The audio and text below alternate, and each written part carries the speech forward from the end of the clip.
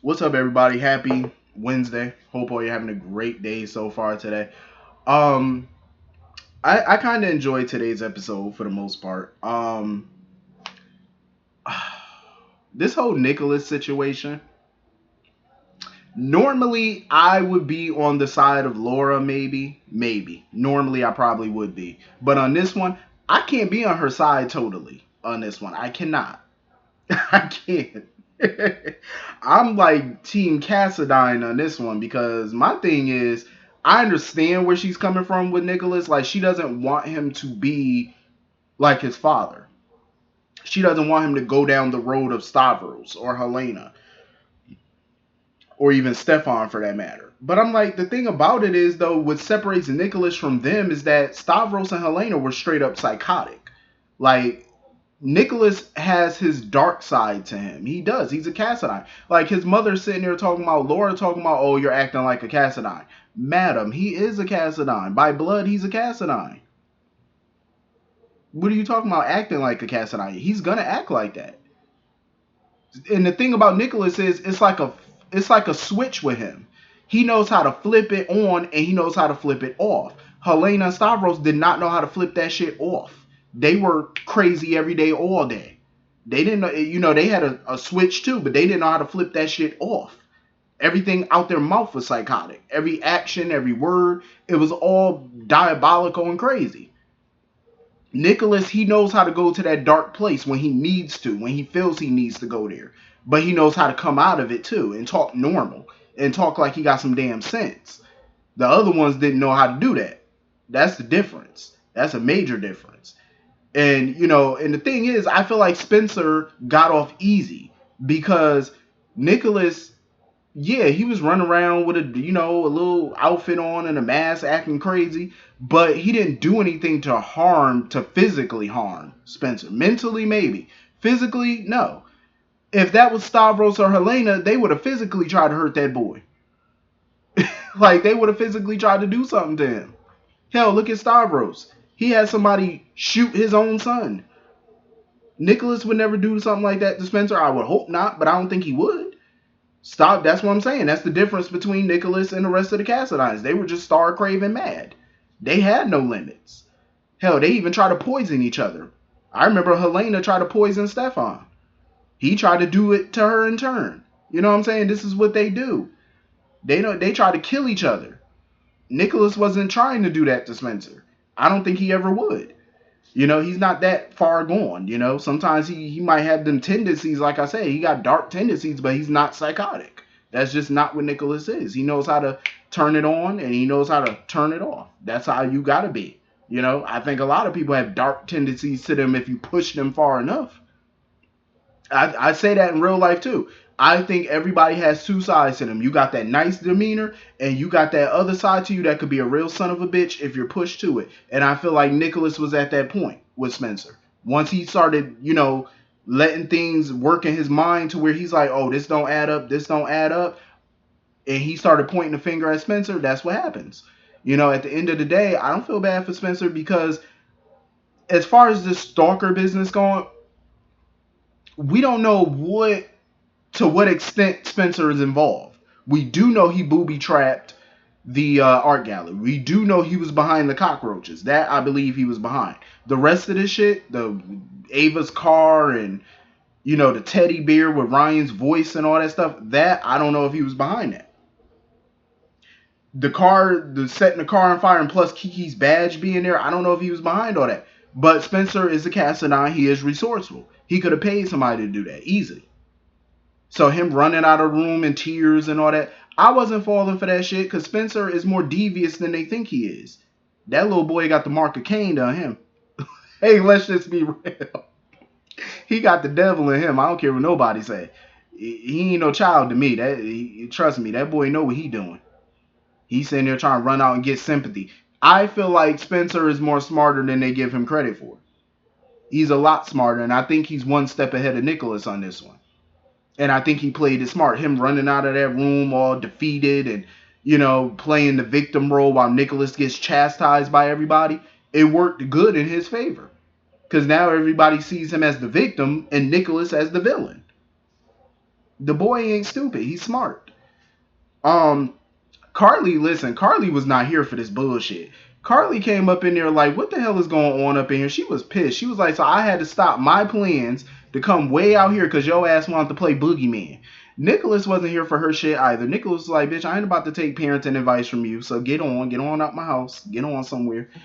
And you know, Carly couldn't wait to get out of here. She was like, all right, y'all, Jocelyn, Cam, get Trina, let's go. She was like, we got to go. I ain't got time for this shit. Carly was ready to go. She got a meeting she got to attend and she missing it.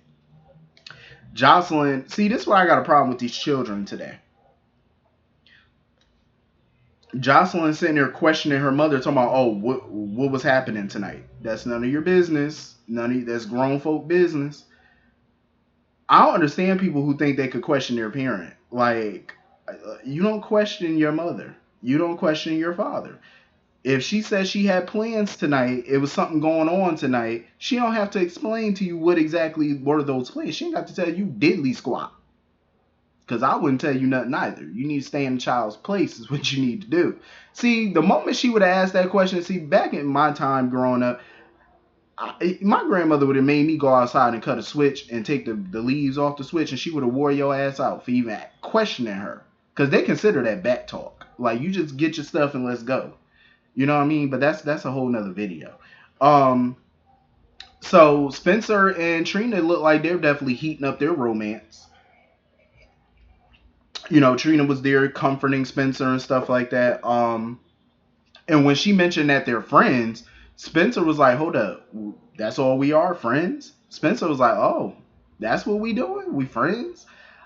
I was like, okay, so I think little Spencer want a little more with her. He don't see them as just friends. He thought they was moving towards something. And she hit him with the friend thing. He said, nah. Spencer like, nah, we gonna get up out of that friend zone situation. We not doing that friend shit. So yeah, things are definitely heating up between Trina and Spencer, definitely. But Trina need to keep her eyes open when it come to him, because that boy is devious to the core. So anyway, moving on from that. Lord have mercy. Obrecht is involving herself into some business. Jax, here he go, venting yet again about Carly and Jason and Jocelyn's safety, like we haven't heard it a million times in the past 2-3 weeks. Shit. Well, in the past 10 years, let's just be real. So he's venting to her, and Obrecht is throwing her hat into the ring because she wants to team up with Jax to get revenge to take Jason and Carly down. Only reason Obrecht is involving herself in this is because of Britt. That's the only reason. If it wasn't for Britt, she would not have no parts in this, and we know it. I'm on the fence about it because I love Obrecht. I understand why she's doing this. You know, she has her reasons for doing it, but on the other hand, I feel like she needs to stay out of this one. This one, I feel like Obrecht might want to stay out. I think it might not end good teaming up with an idiot like Jax. You don't want to team up with Jax. I don't see nothing good coming out of that. And we know that Jason has his limits. Like, I don't think he'll do anything to Obrecht, but I think if she actively gets involved in this and do something to try to take him down, Jason is all about self-preservation. When it comes to him and Carly, that's what they know. They know about survival. And they're willing to do anything in the world to maintain that survival. So Obrecht might want to chill because there's no telling. Jason might just say fucking to take the gloves off and put a hit out on you. So you might want to relax yourself. I'm just saying. So anyway, moving on from that. Shit is definitely getting ugly for Jason.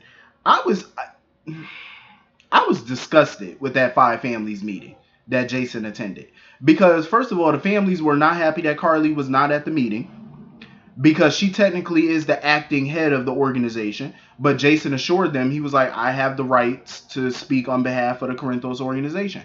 They were treating Jason like he was a scrub, like he wasn't shit. I was like, why y'all acting like y'all don't know Jason? Y'all have known this man for years. I'm pretty sure he done been to 1,000,005 family meetings. And y'all be talking to him and treating him like y'all don't even know him, like he just like he's the hired help. You know, and basically they were telling Jason that the only way that him and Carly could be protected is if they get married, basically.